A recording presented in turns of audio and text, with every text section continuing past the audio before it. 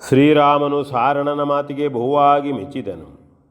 ತಮ್ಮ ರಾಜನನ್ನು ಅವನು ನೊಂದುಕೊಳ್ಳದಂತೆ ಸರಿದಾರಿಗೆ ತರಲಾಗದಿದ್ದ ಈ ಮಂತ್ರಿಗಳು ಶತ್ರುಗಳಿಗೂ ನೀತಿ ಹೇಳಿ ತಮ್ಮ ಉತ್ಕರ್ಷೆಯನ್ನೇ ಹಾರೈಸುತ್ತಿರುವ ಜಾಣತನವನ್ನು ಬಹುವಾಗಿ ಮೆಚ್ಚಿ ಕೊಂಡಾಡಿದನು. ಹಾಗೆಯೇ ಆಗಲಿ ಎಂದು ಹೇಳಿ ಮೃದುವಾಕ್ಯಗಳಿಂದ ಸಂತೋಷಗೊಳಿಸಿ ಯಾವ ತೊಡಕು ಉಂಟಾಗದಂತೆ ಅವರನ್ನು ಅವರರಸನ ಬಳಿಗೆ ಕಳುಹಿಸಿಕೊಡಲು ಸುಗ್ರೀವನಿಗೆ ಸೂಚಿಸಿದನು. ಅಂತೆಯೇ ಶ್ರೀರಾಮನಿಂದ ಪುರಸ್ಕೃತರಾದ ಶುಕ ಸಾರಣರು ಅವನನ್ನು ಕೊಂಡಾಡುತ್ತಾ ಸುಗ್ರೀವನು ಕಳುಹಿಸಿದ ಭಟರೊಂದಿಗೆ ಕಪಿಪಾಳೆಯನ್ನು ಕಳೆದು ಕಳುಹಿಸಲು ಬಂದವರಿಗೆ ಕೈಮುಗಿದು ಅಂತೆಯೇ ಮತ್ತೆ ತಮ್ಮ ದೈತ್ಯ ಸಮ್ರಾಟನ ಬಳಿಗೆ ಹೊರಟು ಹೋದರು. ದಶಕಂಠನಲ್ಲಿ ತಿಳಿಸಬೇಕಾದ ಯಾವತ್ತೂ ವೃತ್ತಾಂತವನ್ನು ಭಿನ್ನಯಿಸಿಕೊಂಡು ಶ್ರೀರಾಮನ ಪುರುಷೋತ್ತಮ ಗುಣಗಳನ್ನು ಕೂಡ ಕೊಂಡಾಡಿದರು. ಶತ್ರುಗಳಿಂದಲೂ ಗುಣವಂತನೆಂದು ಹೊಗಳಿಸಿಕೊಳ್ಳತಕ್ಕ ಶ್ರೀರಾಮನ ವಿಶೇಷವನ್ನು ಕೇಳಿ ರಾವಣನು ಕುಗ್ಗಿ ಹೋದನು. ಜತೆಯಲ್ಲಿ ಅವನಲ್ಲಿ ಮತ್ಸರವೂ ಮೂಡಿತು. ತನ್ನ ಆಪ್ತರಾದ ಮಂತ್ರಿಗಳೂ ಸಹ ರಾಮನನ್ನು ಹೊಗಳುವುದನ್ನು ರಾವಣನು ಸಹಿಸದಾದನು. ತನ್ನವರೆನಿಸಿಕೊಳ್ಳುವ ಈ ಇವರೆಲ್ಲರೂ ರಾಮನ ಪಕ್ಷಪಾತಿಗಳೆಂದು ಕಾಣತೊಡಗಿತು.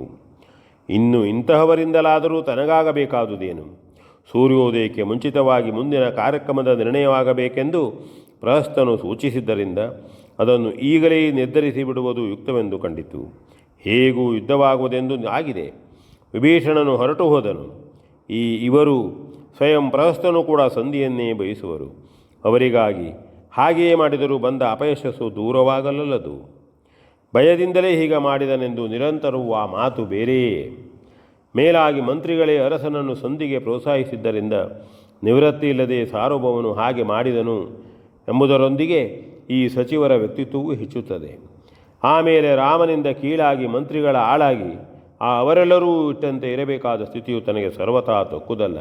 ಆದುದರಿಂದ ಏನೇ ಇದ್ದರೂ ಯುದ್ಧವನ್ನು ಮಾಡಿಯೇ ತೀರುವುದೆಂದು ದಶಗ್ರೀವನು ಮನಸ್ಸಿನಲ್ಲಿ ನಿಶ್ಚಯಿಸಿಕೊಂಡು ಪ್ರಾತಃ ಕಾಲದಲ್ಲಿ ಎಲ್ಲರನ್ನೂ ಮಂತ್ರಣಾಗಾರದಲ್ಲಿ ಸನ್ನಿಹಿತರಾಗುವಂತೆ ಸೂಚಿಸಿ ವಿಶ್ರಾಂತಿಗಾಗಿ ತೆರಳಿದನು.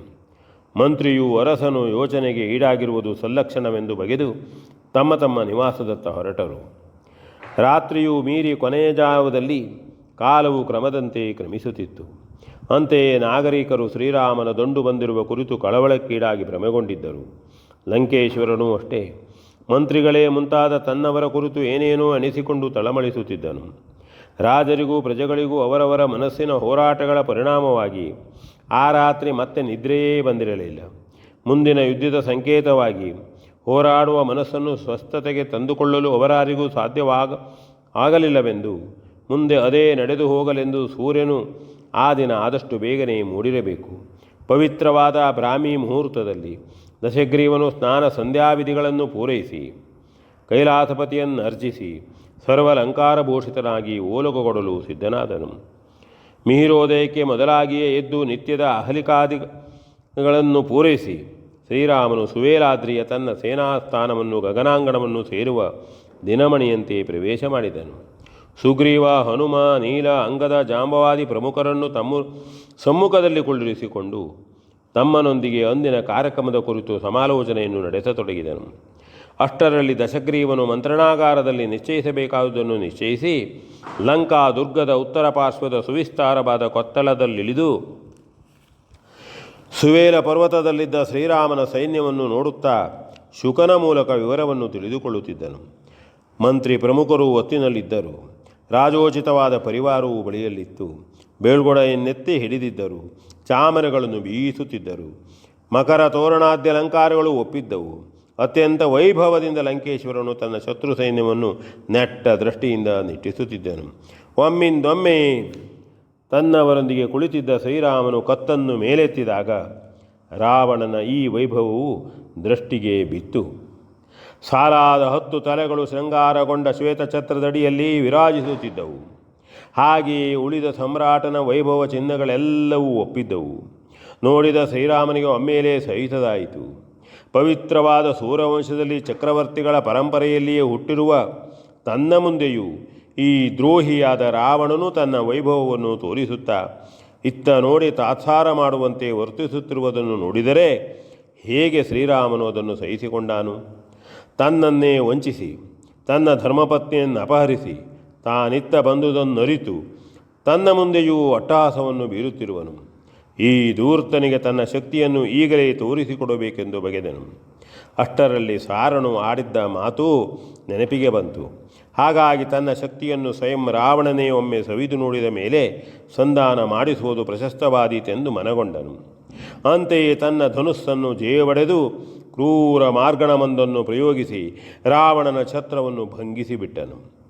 ಜತೆಯಲ್ಲಿಯೇ ಅದೇ ಬಾಣದ ವೇಗವನ್ನು ಹಿಮ್ಮೆಟ್ಟಿಸುವಂತೆ ಹಾರಿ ಕಪಿರಾಜನಾದ ಸುಗ್ರೀವನು ರಾವಣನನ್ನು ಸಮೀಪಿಸಿ ಅವನ ಸಾಲಾದ ಕಿರೀಟಗಳನ್ನು ಥಟ್ಟನೆ ಕೈಗೆತ್ತಿಕೊಂಡನು.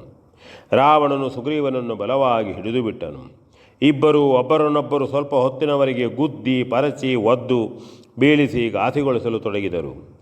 ಸುಗ್ರೀವನು ರಾವಣನಿಗೆ ಏನೇನೂ ಕಡಿಮೆಯಿಲ್ಲದಂತೆ ಕೈದುಡುಕಿದನು. ದೈತ್ಯರಾಜನು ಕಪಿರಾಜನ ತಾಡನ ಬಂಧನಗಳಿಂದಲೂ ಕಪಿರಾಜನು ದೈತ್ಯರಾಜನ ಹೊಡೆತ ಬಡಿತಗಳಿಂದಲೂ ಕುಗ್ಗಿ ಹೋಗತೊಡಗಿದಂತೆಯೇ ಸುಗ್ರೀವನು ನುಸುಳಿಕೊಂಡು ಕೈ ಎತ್ತಿಕೊಂಡ ಆ ದಶಮುಖನ ಕಿರೀಟಿಗಳನ್ನು ಎತ್ತಿಕೊಂಡೇ ಶ್ರೀರಾಮನ ಸನ್ನಿಧಿಗೆ ಹಾರಿ ಬಂದು ಅವುಗಳನ್ನಲ್ಲಿ ಕಾಣಿಕೆಯಾಗಿ ಅರ್ಪಿಸಿದನು. ಸುಗ್ರೀವನ ಈ ದುಡುಕಿನಿಂದ ಬೇಸರಗೊಂಡ ಶ್ರೀರಾಮನು, ಸುಗ್ರೀವ, ಏನು ಕೆಲಸವನ್ನು ಮಾಡಿಬಿಟ್ಟೆ? ಹೀಗೆ ನೀನೊಬ್ಬನೇ ನೆಗೆದು ಅನರ್ಥ ಮಾಡಿದರೆ ಉಳಿದವರೇನು ಮಾಡುವುದು? ಅಲ್ಲ, ಏನು ಮಾಡಲು ಸಾಧ್ಯವು? ನನಗೂ ವಿಭೀಷಣನಿಗೂ ನಿನ್ನೀ ಅತಿ ಉದ್ವೇಗದ ಕೃತಿಯಿಂದ ನೀನಿಲ್ಲಿ ಬರುವವರೆಗೆ ಭಯವೇ ಆವರಿಸಿತ್ತು. ನೀನು ವಾನರ ರಾಜನು. ನೀನು ಮಾಡಿಸುವವನಲ್ಲದೆ ದುಡುಕಿ ಸರ್ವತಾ ಏನನ್ನು ಮಾಡಲಾರದವನು, ಮಾಡಬಾರದು. ಎಲ್ಲಾದರೂ ಪ್ರಮಾದ ಉಂಟಾಗಿದ್ದರೆ ನಾವೆಲ್ಲರೂ ಮತ್ತೆ ಬದುಕಬೇಕಿತ್ತೇ? ಹೇಳು. ಹಿಂದು ಮುಂದಿನ ಯಾವ ವಿಚಾರವೂ ಇಲ್ಲದೆ ಹೀಗೆ ವರ್ತಿಸಿದೆಯಲ್ಲ, ಅದೇ ನನಗೆ ವ್ಯಸನವು. ನಾನು ರಾವಣನ ಛತ್ರವನ್ನು ತುಂಡು ಮಾಡಿದಾಗ ನಿನಗೆ ಉತ್ಸಾಹವಿಮ್ಮಡಿಸಿ ನೀನು ದುಡುಕಿಬಿಟ್ಟೆ. ನೀಚನಾದ ರಕ್ಕಸನಿಗೆ ನನ್ನ ಬಾಣದ ಹತಿಯನ್ನು ತೋರಿಸುವುದಕ್ಕಾಗಿಯೂ ಕೇವಲ ದ್ರೋಹಿಯಾದವನು ನಮ್ಮ ಎದುರಿಗೆ ಸಾರ್ವಭೌಮ ದ್ಯೋತಕವಾದ ಬೆಳ್ಗೊಡೆಯನ್ನು ಹಿಡಿಸಿಕೊಂಡು ನಿತ್ತುದನ್ನು ನಿಷೇಧಿಸುವುದಕ್ಕಾಗಿಯೂ ಮೊದಲ ಬಾರಿ ನಾನು ಹೀಗೆ ಬಾಣಪ್ರಯೋಗವನ್ನು ಮಾಡಿರುವೆನು. ಇನ್ನು ಯುದ್ಧವು ಆರಂಭವಾಗುವ ಮೊದಲು ನೀನಲ್ಲಿಗೆ ಹೋಗಿ ದುಡುಕಿದುದು ಏನೇನೂ ಸರಿಯಲ್ಲ. V N Bhagwat ಪರ್ಬಳ್ಳಿ.